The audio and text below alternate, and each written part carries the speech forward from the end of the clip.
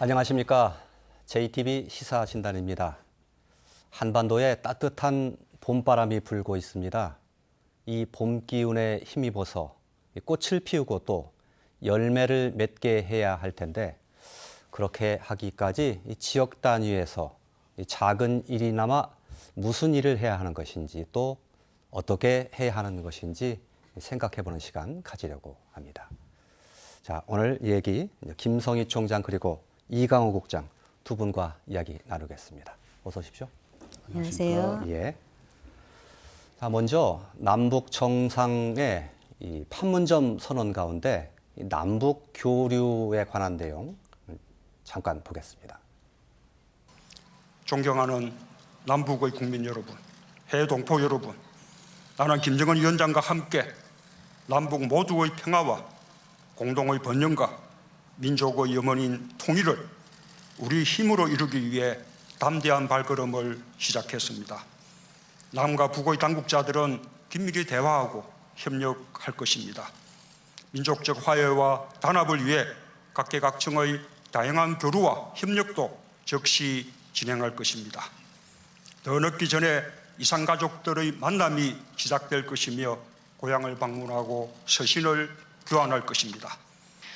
오늘 내가 다녀간 이 길로 북과 남의 모든 사람들이 자유롭게 오갈 수 있게 되고 우리가 지금 서 있는 가슴 아픈 분단의 상징인 판문점이 평화의 상징으로 된다면 하나의 핏줄, 하나의 언어, 하나의 역사, 하나의 문화를 가진 북과 남은 본래대로 하나가 되어 민족 만대의 끝없는 번영을 누리게 될 것입니다. 네. 4.27 남북 정상의 판문점 선언 가운데서 남북 교류에 해당할 수 있는 부분을 잠깐 보셨는데 문 대통령의 그 연설 내용 보면 각계각층의 다양한 교류가 즉각 진행될 것이다 이런 표현이 있습니다.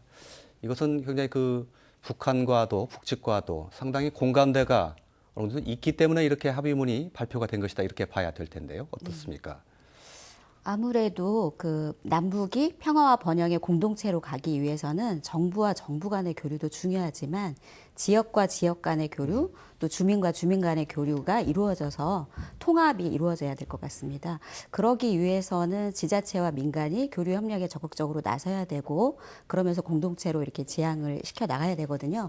그런데 그전에는 지자체와 민간의 교류가 중앙정부에 의해서 많이 차단이 되거나 조절이 되지 않았습니까? 근데 문재인 정부는 최대한 자율성을 준다는 입장이거든요. 그래서 정치적인 어떤 분위기와 관계없이 지속적으로 교류할 수 있도록 하겠다 이런 입장이에요. 근데 그런 부분에서 북한도 좀 일정 정도 공감대를 형성하면서 앞으로 각계각층이 활발하게 교류에 나설 수 있도록 조건이 마련될 것 같습니다. 예. 특히 뭐 남북 공동 연락사무소를 개설을 했기 때문에 그것이 이제 다양한 민간 교류와 협력을 매개하는 거점이 될 것으로 봅니다. 예.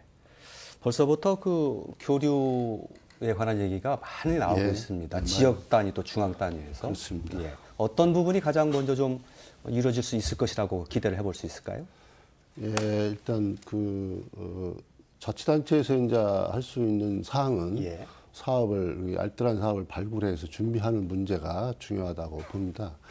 그래서 이제 사업의 방향을 정하는 게 굉장히 중요한데 예를 들자면 우리 전라북도가 타 시도에 비교해서 잘할 수 있는 부분을 교류 사업으로 이렇게 선정해서 했을 때는 성공 가능성이 높다 이렇게 봅니다. 그래서 그것은 바로 우리 전라북도는 농업이라고 할 수가 있습니다. 그래서 전라북도의 많은 정책 목표 중에 삼락농정이라는 게 있는데 농촌, 농민, 농업이 행복한 그런 정책 비전입니다. 그런 게 있고 또 새만금을 기반으로 하는 아시아 스마트 농생명 밸리가 구축이 되고 있는데 거기에는 이제 종자 산업이 들어가 있고 또 식품 클러스터가 들어 있고 또 동물 케어 클러스터 이런 것이 들어가 있습니다.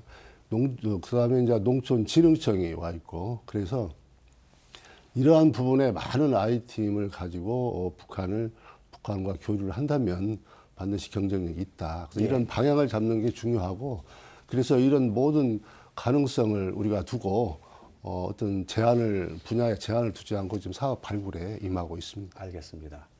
우리가 잘 할 수 있는 분야라는 말에 초점이 있는 것 같습니다. 지역에 특화된 부분을 잘 하면 더 좋겠죠. 과거에 전라북도에서도 이 남북교류 사업을 이제 활발하게 진행했던 적이 있습니다. 그때 당시에 사업 성과가 있는데요. 잠깐 화면으로 좀 보겠습니다. 예. 2004년, 5년, 그리고 6년, 7년 남북 교류가 있었습니다. 농기계를 전달하거나 또 수리공장에 필요한 자재를 지원해 주다든지 또 돼지 농장도 지어주고 또 돼지도 지원하는 그런 사업. 그러면서 여러 차례 그 북한을 방문하게 되고 많은 사람들이 또 그 북한에 다녀오기도 했습니다. 이게 보니까 지금 2004년에서 2007년까지 이제 사업이 좀 집중이 됐습니다. 아무래도 그 때가 좀 남북 교류가 조금 더 활발했던 그런 그 분위기가 있어서 그랬죠. 네, 그렇습니다. 그때는 좀 굉장히 이제 그때 뭐 노무현 정부 시절이기 때문에 굉장히 남북 교류가 활발했었죠. 그래서 전라북도에서도 이 세 개 지역에 33억 원을 투자해서 한 적이 있습니다. 예. 특히 이제 황해남도에 아까 화면에서 보신 바와 같이 2개의 협동농장에 농기계를 지원하고 농기계 또 수리공장을 지어주고 또 평안남도도 마찬가지로 여기 협동농장에 대해서 저희가 축사를 지어주고 또 종돈 사업을 또 전개한 바가 있습니다. 예. 아까 조금 전에 말씀해 주셨던 것이 주로 이제 농촌 분야 쪽, 농업 분야 쪽에 집중이 돼 있는데 역시 우리가 잘할 수 있는 분야라는 말과 이제 맞닿아 있는 것 같습니다. 그렇습니다. 예. 예. 그리고 북한의 이제 시급한 식량난 이런 것과도 굉장히 연결이 돼 있고요. 당연합니다. 예. 예. 그런 것들이 잘 맞아 떨어진 그런 사업을 그동안 해보셨는데 이제 그 이후에 남북 관계가 좀 경색이 되면서 이제 중단이 됐습니다. 예. 결의 하나 쪽에서도 과거에 이제 해왔던 사업이 있는데 그 내용도 잠깐 보겠습니다. 여러 가지 많은 사업을 했었는데 아주 몇 가지만 단축을 했습니다. 예. 인도적 대북 지원 크게 보면요. 그 분야와 또 대북 사회문화 교류 2가지 분야로 나눌 수 있는데 대북 지원 보면 이제 교과서용 종이를 지원한다든지 어린이 콩우유 또 수재민 지원하는 사업이 있었고요.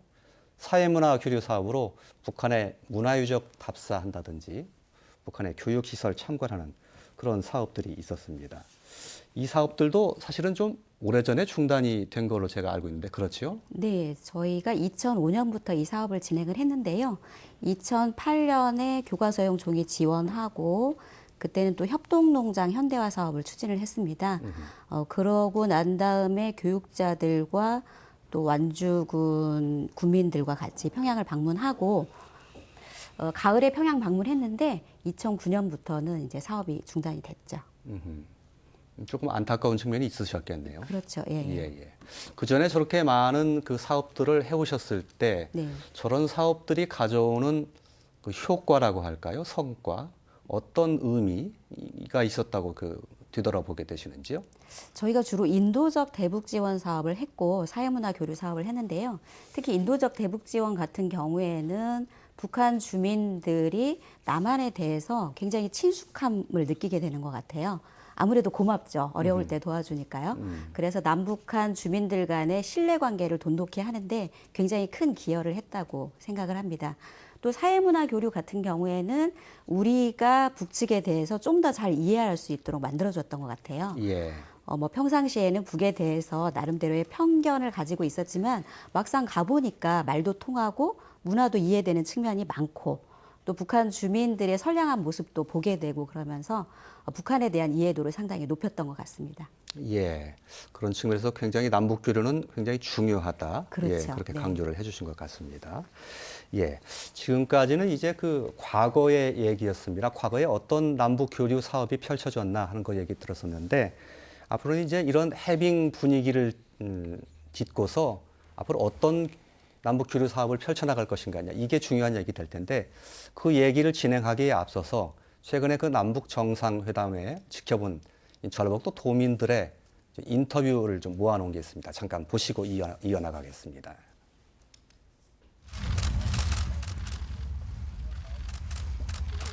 아 만났네 진짜 참 눈물이 나려고 했어요. 너무 고마워서 감사해서 이게 통일이구나, 하나 되는구나. 뭉클하기도 했고 우리 애들이 같이 그런 걸 볼 수 있다는 거에 굉장히 만족감도 느꼈고 뿌듯하기도 했고. 대통령님들이 만나서 대화를 하고 있는데 이게 잘 돼가지고 우리도 고향 가서 좀 한 땅 좀 밟고 다녔으면. 가슴이 뭉클해 왔고요.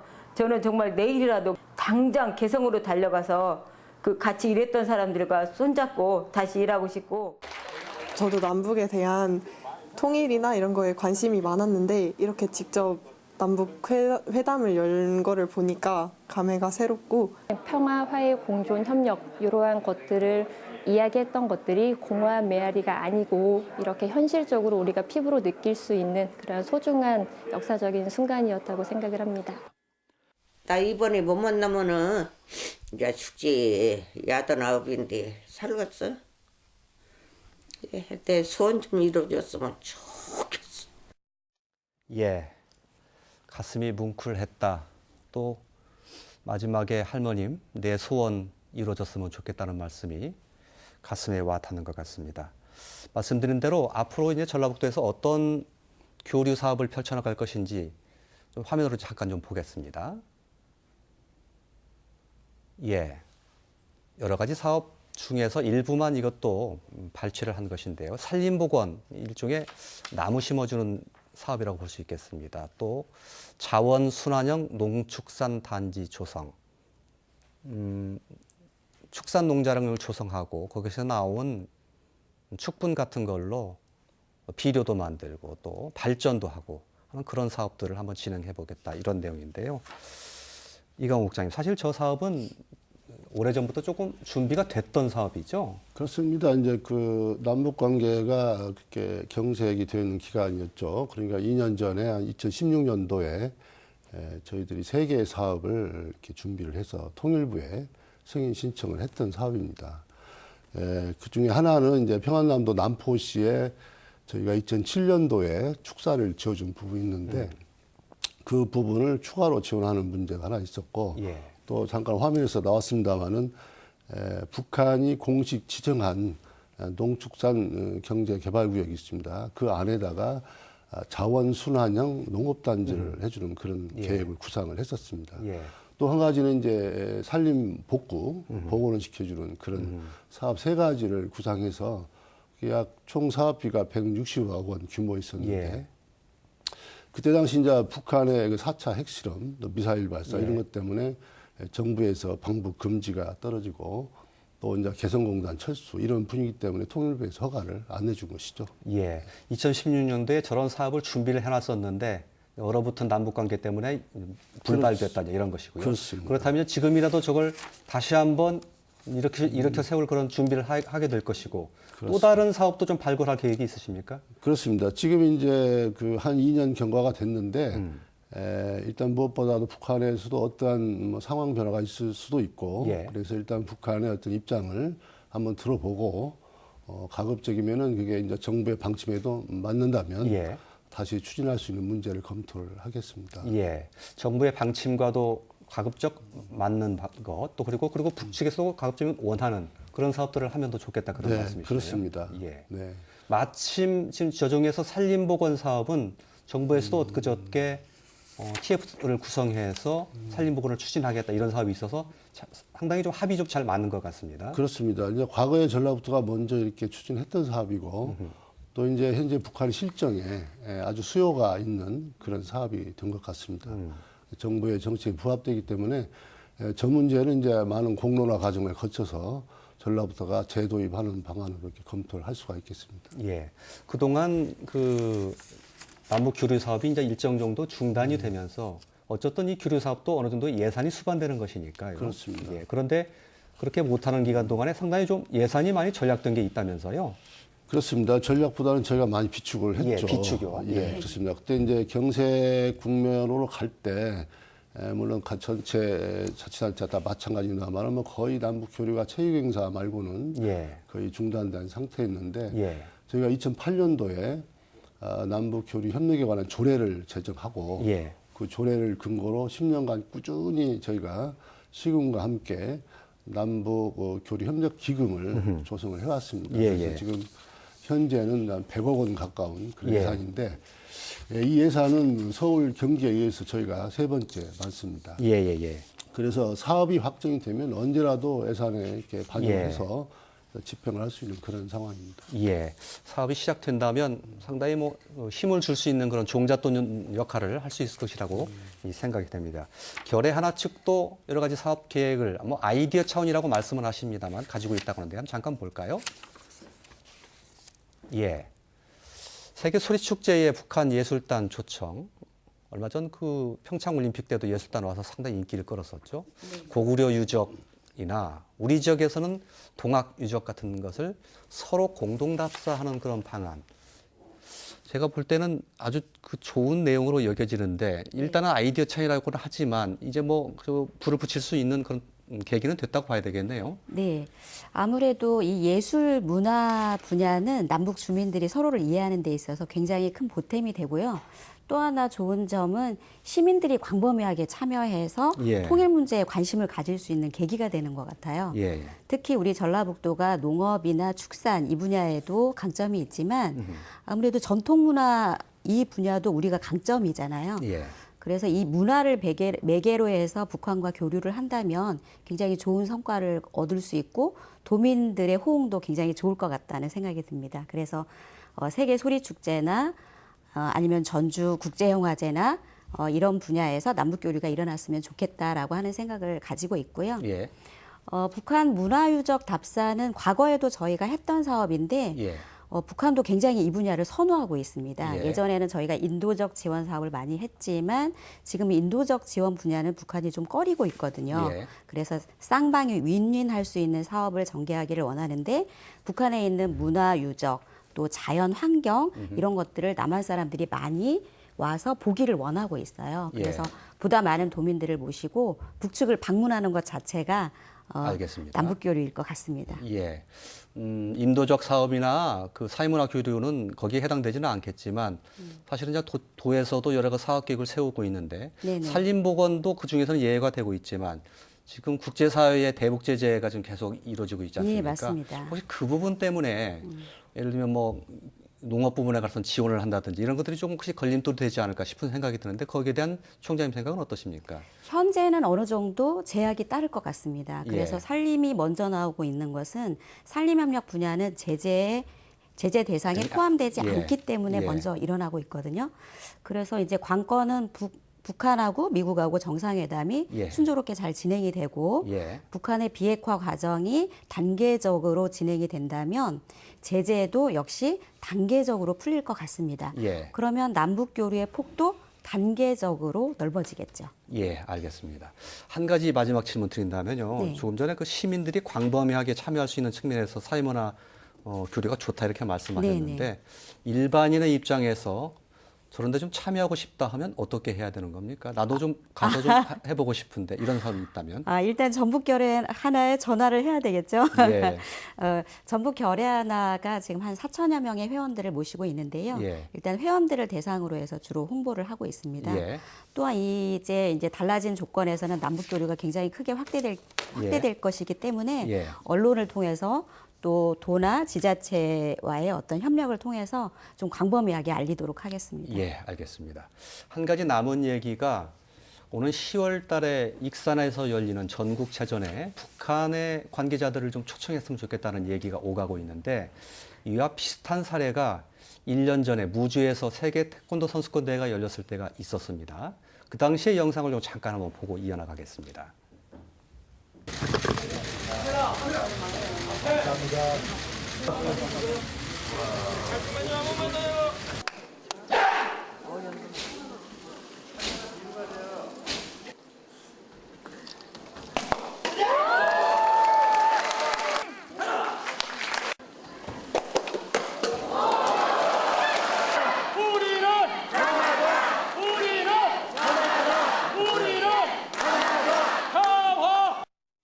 예, 우리는 하나다라는 그 관중들의 구호 소리가 인상적인데요.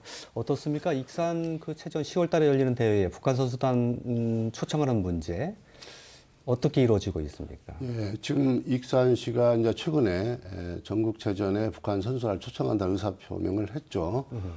그리고 이제 지금 현재는 그러한 건의문을 중앙부처에 제출을 하려고 이렇게 준비를 하고 있는 걸로 알고 있습니다. 건의문요? 예. 그렇습니다. 그래서 이제 이 문제는 남북 정상회담이 너무 성공적으로 잘 됐기 때문에 성사가 될 확률이 높은 것 같습니다.